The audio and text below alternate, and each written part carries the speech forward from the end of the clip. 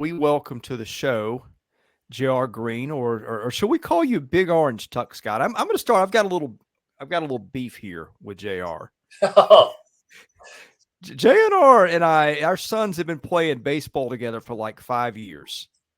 I mean, off and on. There's been a year or two we weren't on the same teams, but I've known this guy. JR, how many times have you and I sat in the stands at baseball or basketball games and talked sports? 6 years. Easy. Huh. I think JR's internet is struggling a little bit. Could be mine.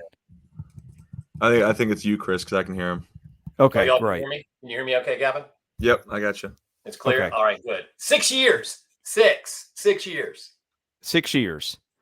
How did it take me looking up and seeing you on the ESPN front page to know you were Big Orange Tux? How did this never come up in a baseball bleacher conversation? My feelings are a little bit hurt here, I'll be honest. I didn't tell anybody. We're talking about baseball. We're at a baseball game, Little League baseball. Your focus is all on those little kids. You just forget about your job. You forget about what you've done. It is kid focus. Well, I want to ask you. Let's start here, and then I'll let Gavin get a couple in. How did Chris Lowe get this story? I mean, it's been 25 years, and first of all, let me let you tell the story. Okay. I'm kind of presuming that everybody knows that everybody's not read ESPN. I need to hear it. Yeah, too. This is awesome, and it's going to be even better in your words. So let's have at it. Very good. And Gavin, have you read the story? Chris briefed me for about 30 seconds, and I was just as confused as ever. So I think I need to hear it. You got to read the story. I think the only feedback I've gotten back, besides that Chris and I thank him, huge thank you to Chris because he wrote just it's an amazing story, but it is like a 30-minute read. It's basically a short book. It's a short book, and the amount of research that Chris had to do, and I mean, he and I, like you just asked Chris, he and I actually connected 3 months ago in terms of that. And in that period of time, he had been researching this story. And you can tell, Gavin, you haven't read it yet, but Chris, the level of detail is it's incredible. I don't know any of the people that he interviewed, and they remember the moments and the activity throughout the event. But Gavin, if I don't want to take up too much of the show, so if you've never heard the story before, and if your viewers watching it have never heard the story before, the backdrop, it's pretty ridiculous. And so the way I could just start it off, Gavin, is that I've been a lifelong Vol fan. I did go to college at TCU, so I still have to put the Horned Frog up. Oh, there you go. Nice. Where I went to undergrad. But let's be clear. In 1997, and for any frogs on the phone, we didn't have a football team. So for 4 years, the only time I ended up at a game in 4 years was when I won Homecoming King at TCU. My junior year, we were playing TCU, and I had to go on the field.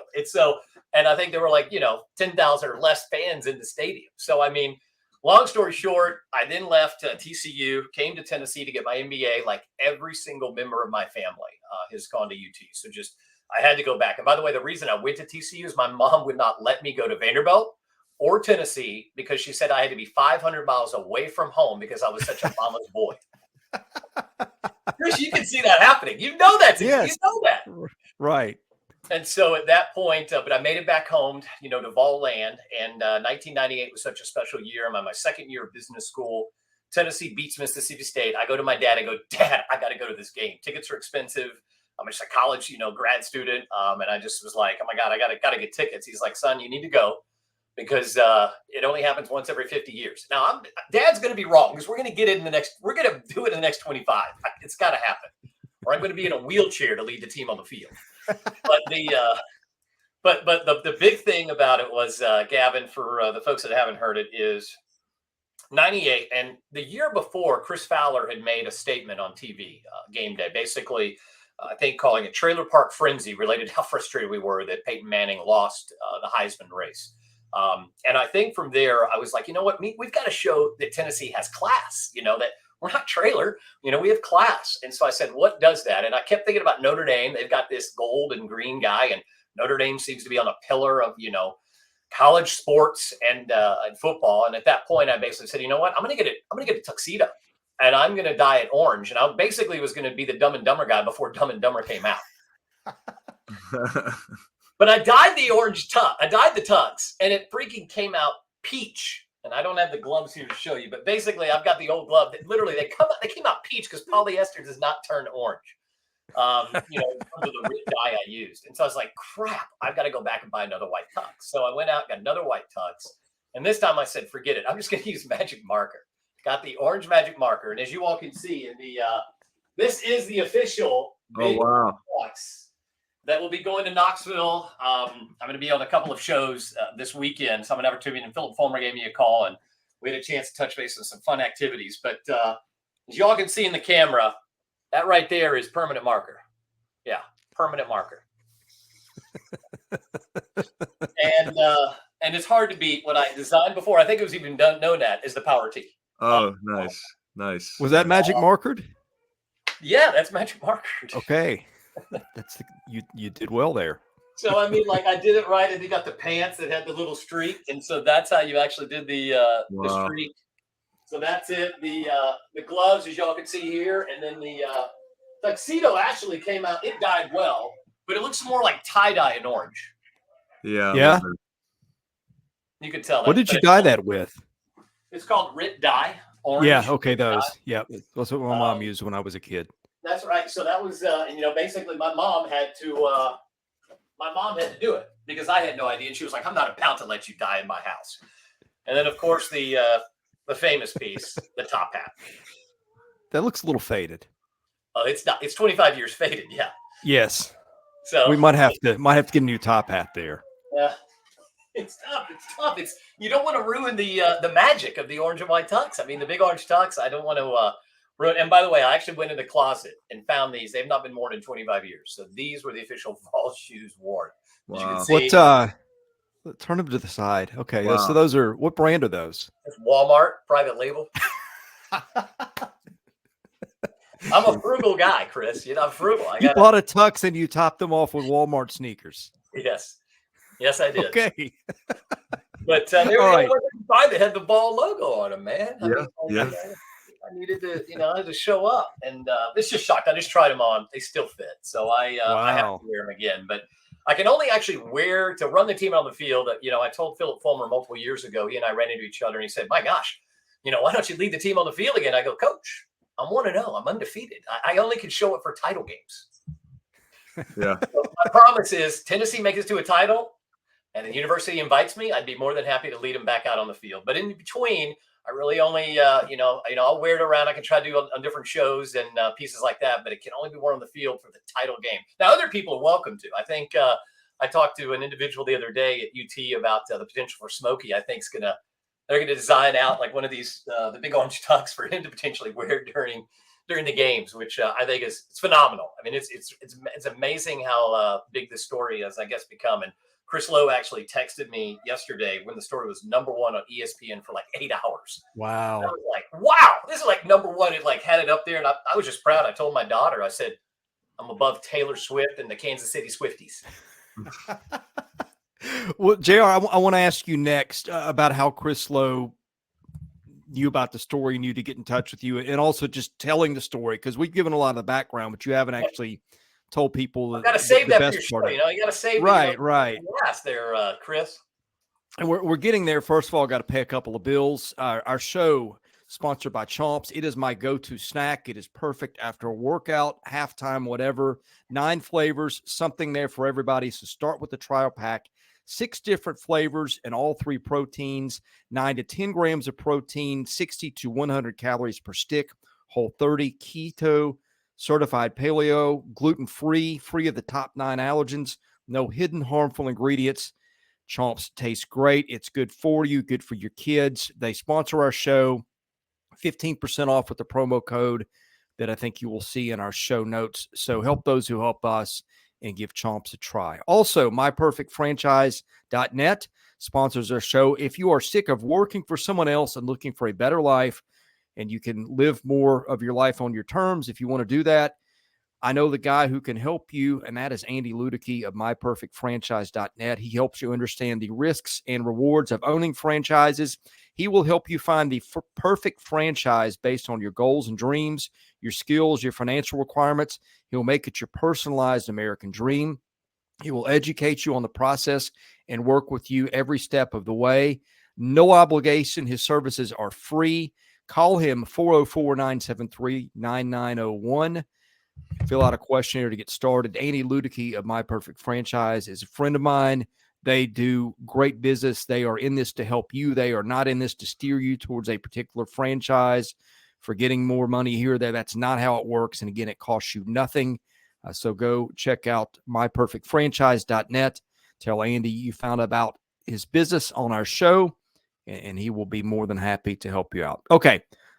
First of all, how did Chris Lowe find you for this story? How did he know to find you? Yeah, so obviously it happened 25 years ago. The only people that knew about this story are my friends and, what I would say, friends that knew me back in the day. And I apologize because, I've been friends for almost a decade and and I never just had brought the story up, but it kind of was fading out, so to speak. And I basically just looked at it by being in the psychiatry world of understanding, the world of dementia, things like that, where memory will be gone at some point. I was like, my God, this is a fun story. And I got to figure out a way to write this all down. And I'm a terrible writer. So at that point, it was actually after the Alabama game. We won that. And that kind of revived me of like, oh my gosh, Tennessee may be making it to a title game again.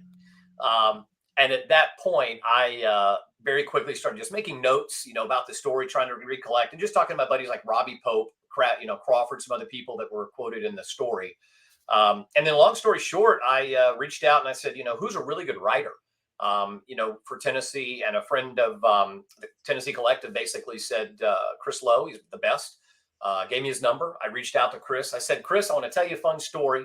I'd like your help on, just basically, I was even thinking about Chris. One of the unique ideas originally was to write a short story and then sell the book for $19.98 with all proceeds going back to UT.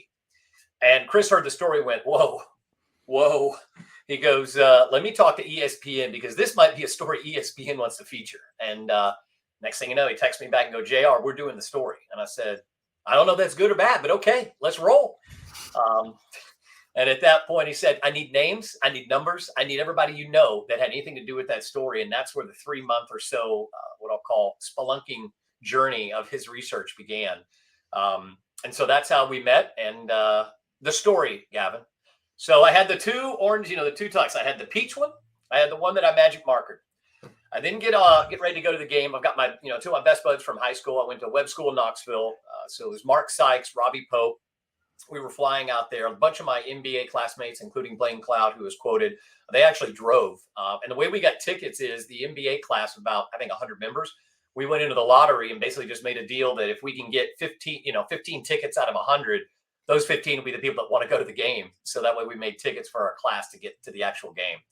Flew out there. The story that Chris didn't capture, a couple of fun, little anecdotal facts, Gavin, you get the little behind the scenes here, is game day. I put the outfit on. First off, I wanted to wear it on the plane. And my buddy Robbie said, hell no, this thing's a good luck charm. You're not wearing it on the plane and getting it ruined.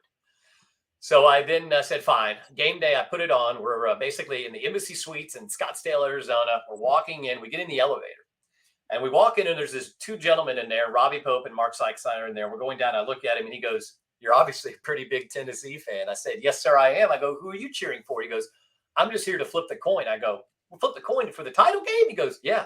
I go, how'd you get that job? He goes, I walked on the moon. And at that point, I said, really? He goes, Buzz Aldrin. And so he said, as he walked out the other, he said, good luck to your team today, JR. And I introduced myself as JR Greene, the big Orange Tux Guy, here to show that Tennessee has class. Started in the elevator with Buzz Aldrin. Next thing you know, I get to the stadium, and everybody's wanting to take pictures. I mean, it's surreal. And I'm standing with my buddies, taking the pictures. And next thing you know, a lot of these fun pics, by the way, I did create a fun website called bigorangетux.com. With a lot of folks' help. And again, we'll be selling some fun stuff that'll be able to go back to the University of Tennessee. But more pictures of all this are at the very bottom of the page. But next thing you know, I'm walking around and you see this large stadium. And just pretend it was somebody like Brooks and Dunn, some country duo. They were singing up there, like 5 guys on the band. And I look up there, I'm like, wow. And Robbie, my buddy, looks at me and goes, JR, with that outfit, you can get up there and sing Rocky Top. And I'm like, I'm not going up on stage and getting put in jail before I even get inside the stadium. Gavin, the way it was set up is they had a big stadium, basically a huge concert pavilion outside of the stadium. And I said, no, I'm not going to do it. And he said, you're such a wimp. And I said, all right. And he talked me into it. Next thing you know, I walk up, huge, giant, bodyguard up at the stage. And I go, hey, my name's JR Greene. I'm the Orange Tux Guy here to show that Tennessee has class. And he looked at me and I said, and I'm here to sing Rocky Top. And he goes, all right, come on up. So he let me up. then I'm on stage. There's like 15 to 20,000 people. Oh yeah, I'm sure. And I look at the drummer and I'm like, hey, and they're like, from a neon moon, just jamming. And I'm like, hey. And he's like, dude, I'm in the middle of a song. Like, he was so upset at me. So I said, okay, calm. I sat, song ended. And I said, hey, I'm here to sing the Rocky Top. And he goes, okay. Called over the duo singers. They come over. Next thing you know, they take their headpieces off and they put it on me. Next thing you know, I'm standing in front of 20,000 fans and I totally freeze. I forgot the words. I was not expecting to be here at this time. And so next thing I know, I freeze and I just said, I've only got one question for all of y'all. Who's going to win the national championship? Everybody's screaming. It's mostly ball fans anyway. And then I just said, Rocky Top, you'll always be. And I just start, a cappella Rocky Top. At that point, I don't know the words anymore. The band, like a movie, all of a sudden pulls out a fiddle and they start playing Rocky Top. Gavin, you can't make this stuff up. Pulling up a fiddle. That's wild. At that point, I then look down. There's two young ladies. Well, there's a bunch, but I pick out two to come up on stage with me. And they run. I pick out the guards, let them. I think these two, bring them up. They come up, and because I went to TCU, I learned how to country dance at Billy Bob's. I was a very good country dancer. Next thing you know, I've got these girls, and we're just singing Rocky Top, doing do-si-do, up on that stage, twirling, and I actually know how to do the twirl between the legs and around the back and stuff. And so these girls are flying all over the place. Fans love it. Song ends. I go down on the field. People are not taking my picture. They think I'm some celebrity. So I'm like signing autographs with just like scribble. So I'm like, I don't know who they think I am. My buddies look at me and I say, hey, I want to get on stage, not stage. I want to get into the stadium without having my ticket torn. Because that year I went to a ton of games. Half of my tickets are torn. I mean, like you take the ticket, they never pay attention. They just tear the stub off and rip half the ticket with it. You know what I mean? Yeah. And so at that point, I was like, I refuse to have this ticket torn because we're going to win today, and I want to be able to frame it. And so at that point, I told my buddies, I was like, hey, I've got to find a way in the stadium. I think I could just walk in with this outfit. I just got on stage and sang Rocky Top. So I walked down, I go through the team entrance. Chris Lowe basically had to help me know where I went in because I was like, I think I went in through like the press. Because you didn't go through the press because I would have seen you. You probably went to the team entrance on the lower level. I was like, okay, got it. So went in, I'm on the team entrance. I'm walking down. And at that point, I begin to just kind of look around. And all of a sudden, I see in the left-hand corner, the ESPN GameDay booth. And Gavin, they've only been around for like 3 years. Since you haven't read the story, it's all these fun little factoids. But I looked up, and I'm going to do a little Pulp Fiction storytelling on you. The night before, this whole crew and I went to a party, and Kirk Herbstreit was there. And I ran up to Kirk, and I said, Kirk, if I show up in an orange and white tuxedo tomorrow, will you put me on GameDay? He just said, yes, I will absolutely put you on GameDay. All right, fast forward to game day. I look up, there's these rickety stairs that kind of go up to the GameDay booth set. I literally start climbing them. Just picture like New York style, stairs. I get up to there, open up this door. I'm now literally pulling up in this tuxedo with this big old hat coming through. Like, just imagine the tux hat just kind of coming through the backside of the, event. And all of a sudden I'm standing there. And then I see Kirk, and I literally had to pick this door open and then shut it behind me. And there's like 3 film guys just like, sitting up there, the GameDay crew. And I go, Kirk, it's me. And he goes like this. Oh, dear God. He just goes like this. And then he goes. So now I get to go on GameDay. 1998. So I'm on the back of the GameDay. People in the audience that I know are yelling, going, JR, what are you doing up there? It's got the Tennessee fan, and Chris wrote some great stories about all the Jack Daniel bottles being thrown into the netting area above it. Session ends, GameDay show ends, and Chris Fowler walks up to me. And he literally, I'll never forget this moment. He walked up on this tuxedo, I think it was on this side, and he literally grabs and rubs the side of it and looks at it and he goes, you're not legit. You're not a real mascot. At that moment, I thought I was going to jail because Chris Fowler, I thought, didn't like Tennessee. And I was like, oh, my God. I'm dead. I'm going to jail. I'm going to miss the game. It hadn't even started yet. And he goes, you know what? That took a lot of guts to come up here. You want to come down on the field with us? Yes, I would love that opportunity. So at that point, Chris Fowler, Kirk Herbstreit, they take me down. I now walk with them, semi-legit now. I go down there. They begin to walk due left. And as a Tennessee fan, all of us have our own SEC fandom. And when you have a moment like that, even if you're Alabama and you unfortunately have won a whole lot of titles, you feel great each time you have that opportunity. And I was able to walk out on the field. Those guys have gone like due left. I'm probably 50 feet away from them. I'm standing there just taking it, and there's an eagle that flies, comes back down. We're in this big orange tux. all of a sudden out of nowhere, some guy texts me on the shoulder, says, "Excuse me, who are you?" And I went flashing again. "Oh my God, I'm going to jail."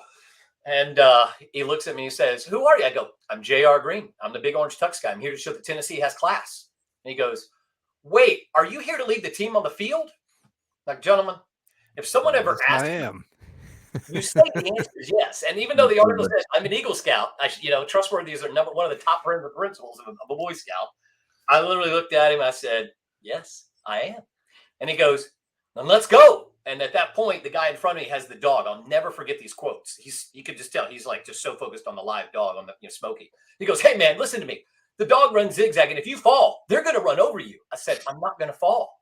He goes, "Then lead us to a title." I put my literally right hand on my ham, the number one up, and I led the national championship team to a national championship.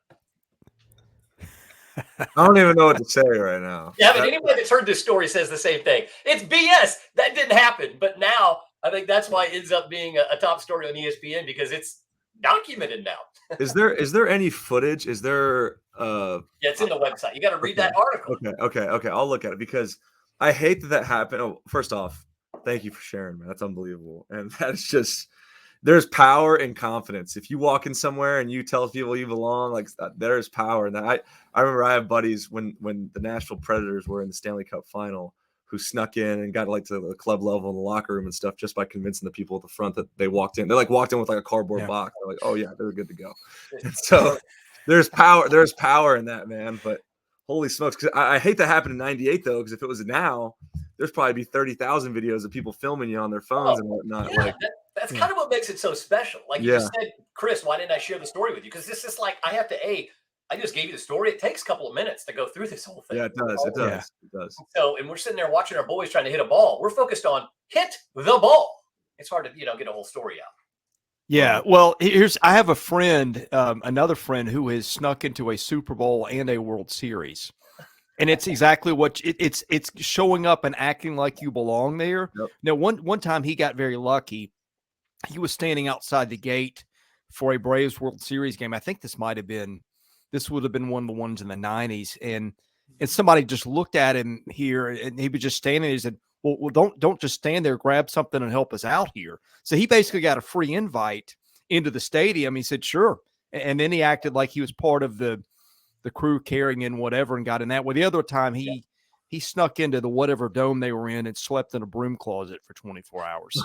So thankfully yours was something similar I did related to being in a broom closet about the Golden Globes. Gavin, that story is on the article as well, but go ahead, Chris. No, I want to hear this.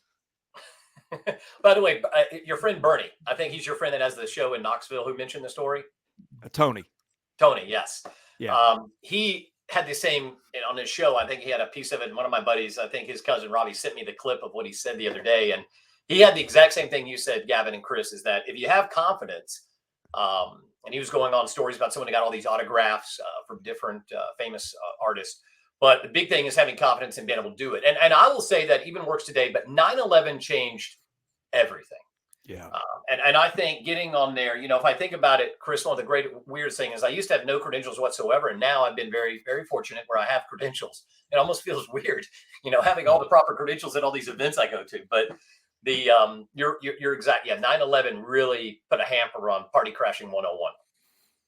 Well, the best part about this story is, somebody out there is probably thinking this guy needed a few drinks to make this happen to get the. No, I know you well enough. I know there was no alcohol involved. There was no alcohol. There was none. Chris, you did this on your own. That guy had to be hammered. Nope. I know you too well. Although not as well as I thought I did, but in any case, JR, help me understand how you leave these guys out. The peak of your fandom existence. How the hell did you get off the field? And how did you get back to your seat to watch the game? Or were you on the sideline the rest of the time? So I forgot about that part about it. So first off, when I ran out, I had no darn clue where I was supposed to go, Gavin. Right. I just was following this Smokey dog. And then all of a sudden I was like, I don't know. I don't want to go left and run over, Davy Crockett, who clearly in the article said he'd be angry at me if I got in front of him. So I'm glad I didn't get in front of him. I was kind of to the side of him because with these darn freaking Walmart shoes, they're so slow. I was like petrified I was going to fall. And so next thing you know, I'm running. I start going full right. Like team is like going like this to the left. I just start going full right. Literally ended up like near center field 20-yard line, and the team is all over on the other side. And I'm just like, uh-oh, I'm in the wrong place. But I did one of these little, I was like, this is amazing. I did have to do one of those little edited circle, man. So then I walked back with the team, and, they ushered me toward the back because all the cheerleaders, everyone has to go to the back because the players are now at the front. I vaguely remember walking right by Phil Fulmer, and now I'm in the back. I can't see anything. I mean, it's so the players' helmets and everything. I'm 6'2", and there was probably with inflated Walmart shoes, 6'4", and I mean, I still couldn't see over the helmets. And so at that point, I was like, I got to leave, and I literally coincidentally just walked back to my seat. I didn't know that the security was looking for me until I read the articles, 12 hours ago. That apparently there'd been a big break on that. There's somebody on the field that's not supposed to be here.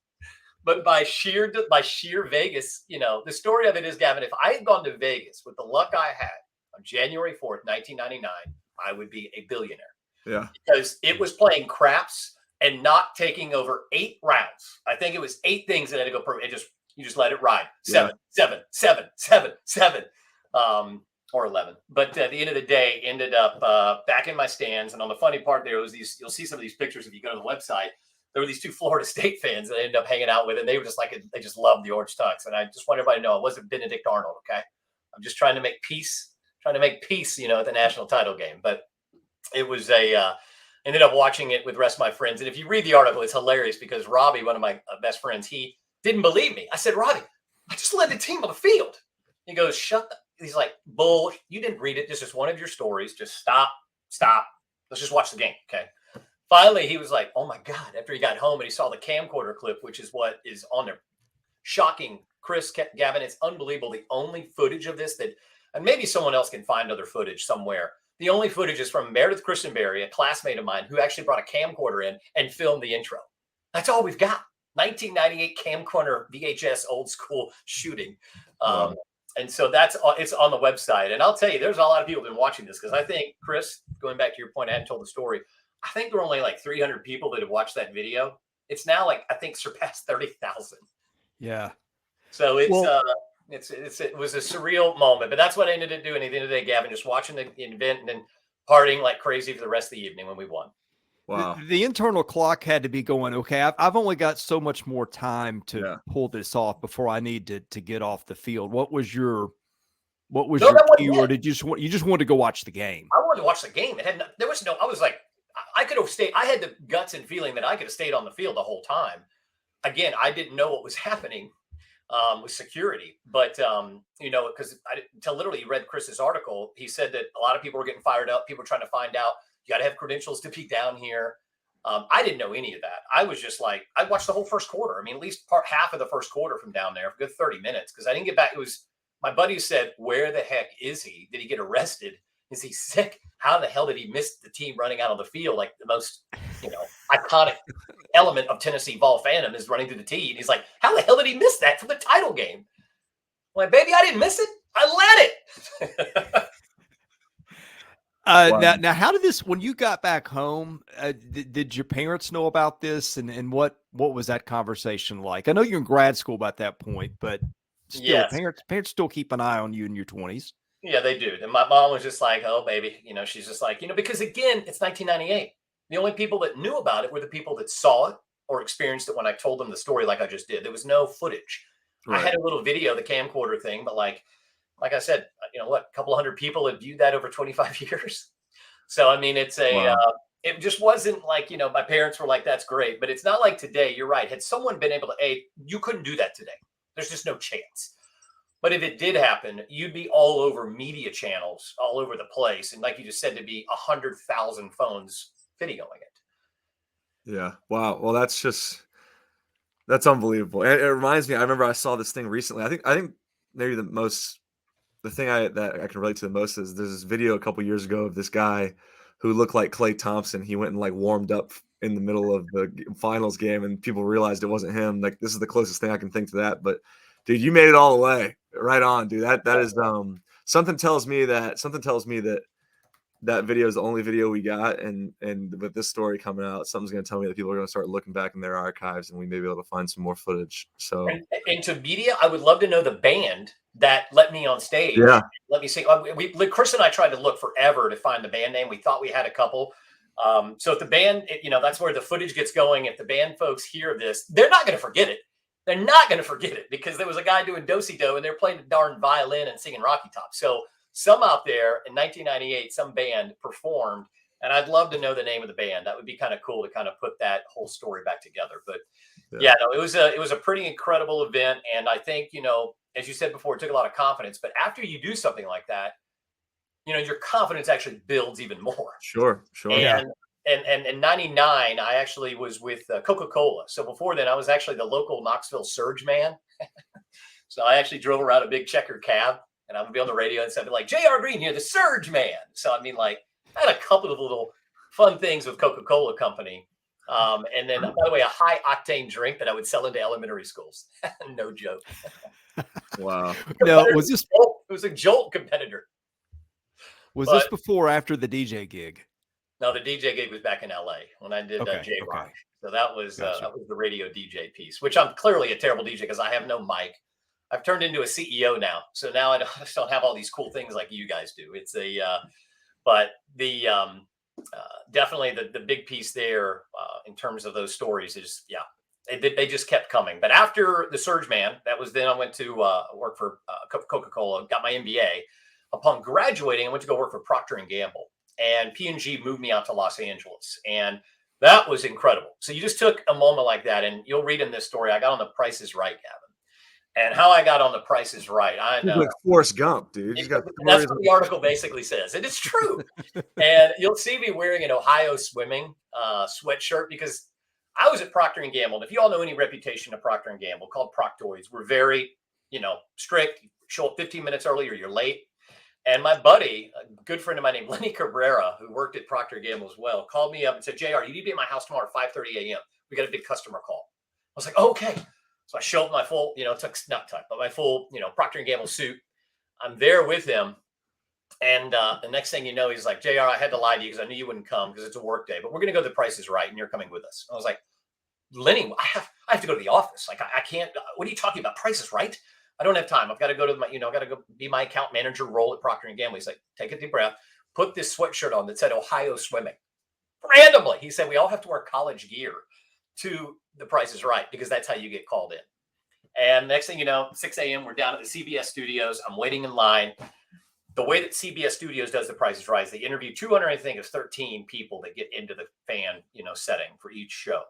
Live setting, and they interview all 213 people over that period of like 2 hours before they go in, and you have like 10 seconds, tell them your name and why you should be on The Price is Right. Well, the story comes full circle. I went up to them, they said, okay, your name is J.R. Greene. Why should you be on The Price is Right? I said, well, just this year, I actually dressed up in a big orange tux and I led the national championship team on the field. Next, just cold. Next. I was like, okay. And then you go into the go into the setting, and the first name called was mine. They were like, and they actually had to use my legal name because of IRS purposes if you win a prize. So my name is John Robert Greene. So they said, John Greene, come on down. I just start running down. I'm like, oh my gosh. So then, yes, I was on contestants row. I was the first guy called in, the last guy to get up there. Bob Barker loved it. And I think the only fun thing, if you want to watch that video, Gavin, it's right there with the Tennessee Tux as well. I will. But you'll see me do like this chi thing and then like a karate kick before I spin the wheel, and I got 10 cents. It's so embarrassing. But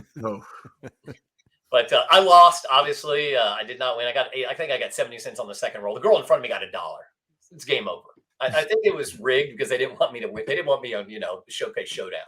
Yeah. But at the end of the day, that was The Price is Right. And that was a lot of fun to be able to get that story. And then while in LA, I just did it. I definitely was working with Procter & Gamble, but I spent a lot of time on just a lot of fun. We could have a whole show just to talk about some of the crazy stuff done in Los Angeles, guys. But there were some wild stories. They captured the one about the Golden Globes. It was great. And then you go fast forward. So I was in LA for about 4 to 5 years. Then got promoted to the Walmart Procter & Gamble team in Fayetteville, Arkansas. So I ran new business development, started a band there called the Carpetbaggers because we were all from all out. Nobody was from Fayetteville. I was a singer, terrible guitarist, but did that, then left, went to New York City for Revlon, where I became marketing director and then global marketing for them. And then made my way back to Nashville. I'm now the CEO of Psychiatric Medical Care organization. We have 300 locations in 35 states, providing outpatient, inpatient. Even here in Middle Tennessee, Embrace You is our program for adolescent children ages basically 10 to 18. Just doing some incredible work in the mental health, and where mental health is just so desperately needed. And I don't know how you spin anything else you could, but I know my company, when this story broke, they were like, whoa, wow, because not many people in my office, some of them knew the story, Chris, but not everybody.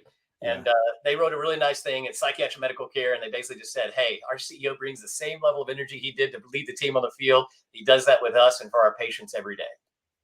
Wow. Well, you've been good for our mental health today. We appreciate you joining. I got to ask you one more thing on the way out. Anything that you remembered after telling Chris Lowe the story, or maybe any details that didn't make it to the story? Because you said it's a long read, and it's worth every word, by the way. And anything that maybe didn't get mentioned in there that's worth to mention here? I think the Buzz Aldrin, the piece of it. I think that afterwards, another piece I did is I told you I tried to do that little carpetbagger band. I sent him a picture of this. This is a really kind of wild story, but the Bailey brothers are like my great uncles, and they are the individuals that helped start Dolly Parton's career. And so I actually, I got this video. This is funny. I had to frame it because it was so good. So I basically wrote these two like country patriotic songs, and I sent them to Dolly Parton to ask for her to listen. So here's what they look like. You can see, look, I got that little country look going.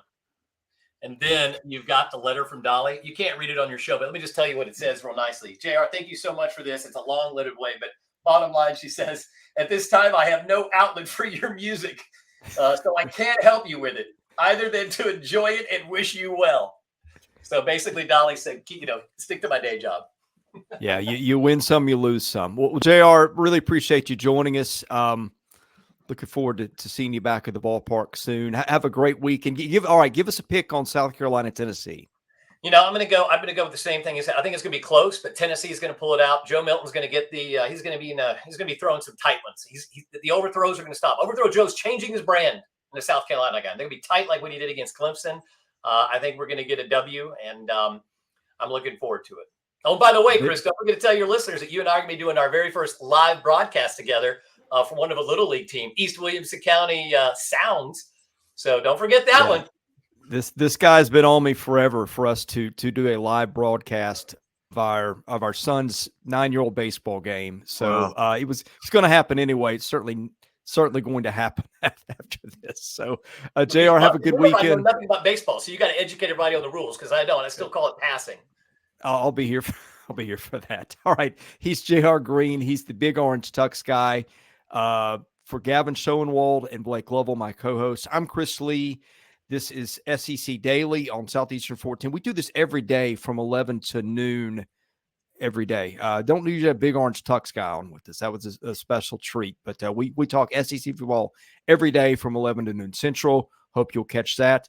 Thanks for watching. God bless everybody. Have a great weekend. We'll see you back at this again on Monday. Thanks, Chris. See you soon. Bye, guys.